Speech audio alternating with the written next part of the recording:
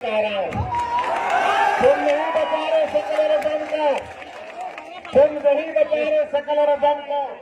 आज पूछो ये झारखंड मुक्ति मोर्चा से और कांग्रेस के उम्मीदवार से, उनसे पूछो क्या नाम है उसका, वो महाराज बनना है उसमें।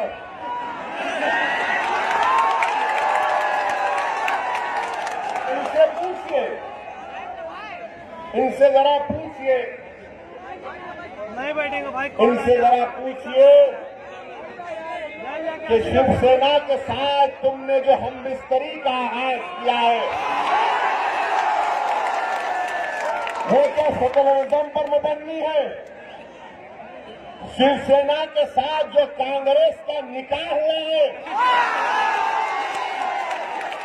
वो कौन सी सियासत की शरीयत पर निकाह हुआ है? शिवसेना के साथ हमबिस्तरी और ओवैसी पर उंगली, शिवसेना के साथ शादी और ओवैसी पर तनखीद, ये नहीं हो सकता कांग्रेसियों, ये नहीं हो सकता।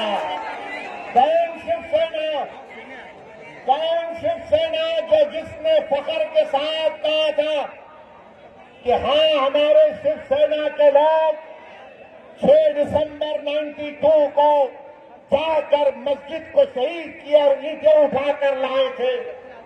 यकीन नहीं आता तो जाकर शिवसेना के साबका सदर बाल ठाकरे का इंटरव्यू यूट्यूब पर देखो। बाल ठाकरे ने कहा कि हमने मस्जिद को शहीद किया था।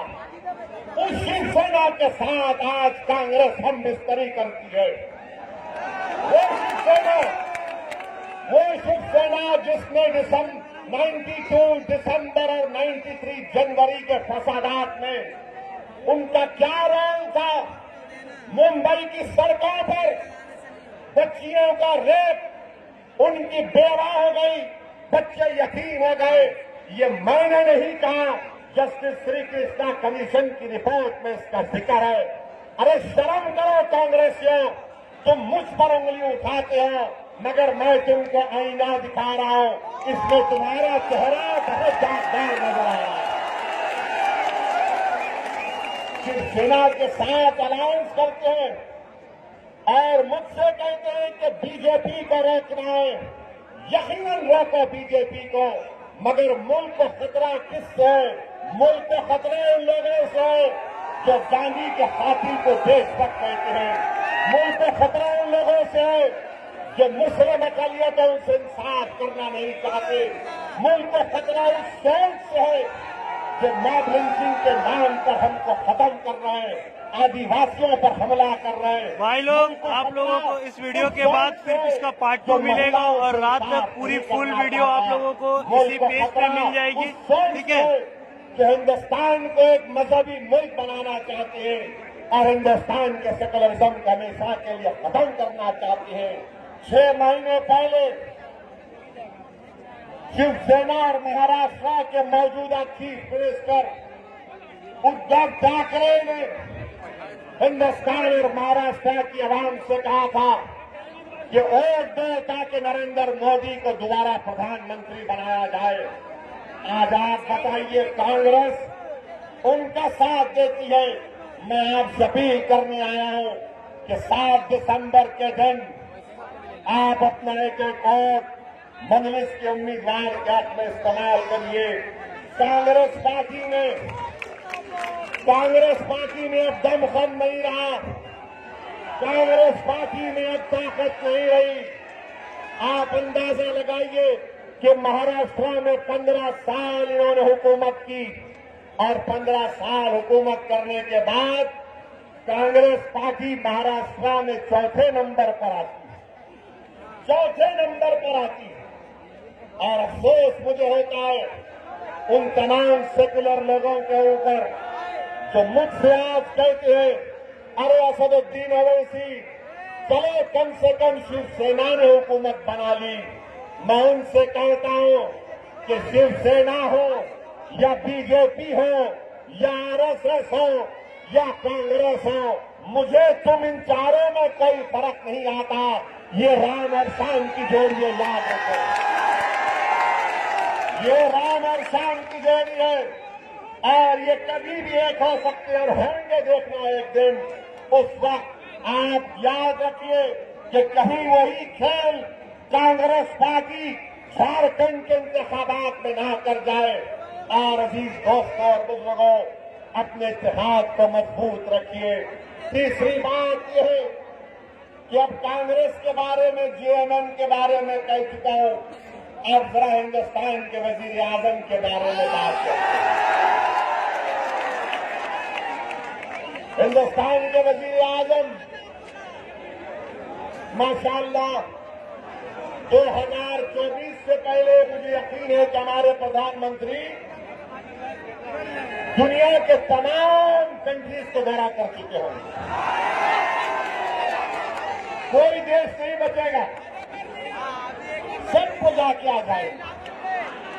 हम हमारे प्राइम मिनिस्टर से पूछना चाहते हैं, वजीर आजम साहब जरा ये तो बताइए कि कल जीडीपी का नंबर आया 4.5 जीडीपी हो गया।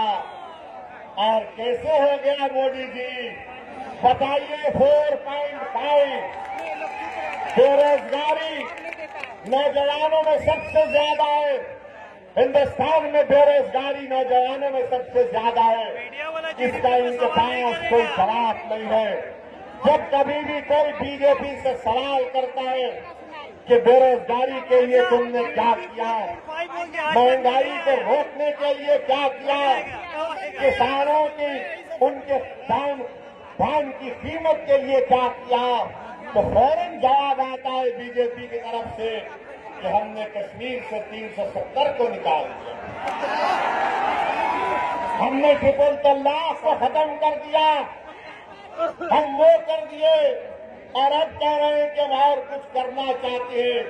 मेरे अजीज दोस्तों और बुजुर्गों, आपकी आंखों ने देखा और आपकी कानों ने सुना कि जब ट्रिपल तलाक का बिल हिंदुस्तान की लोकसभा में 3 मरतबा लाया गया तो कौन उठकर साफ और वाज़े तौर पर उस बिल की अगर कोई मुखालिफत कर रहा था तो आपका खादिम जो आज आपके सामने खड़े होकर आपसे भीख मांग रहा है इतिहास की, हमने ट्रिपल तलाक के कानून की मुखालिफत की।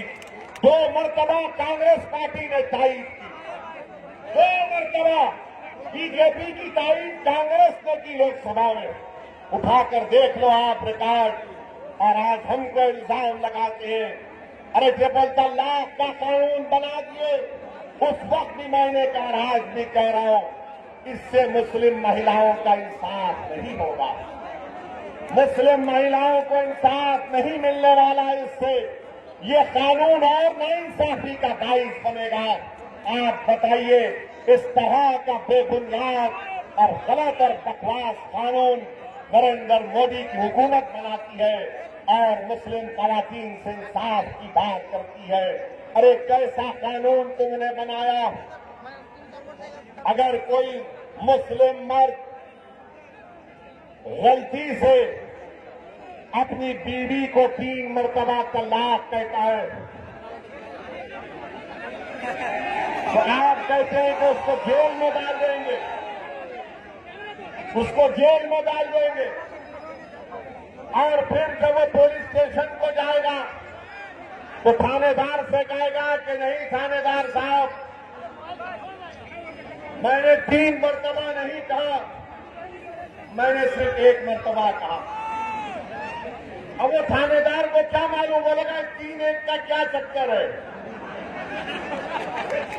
खैर उसके बाद जेल को भिजा देंगे।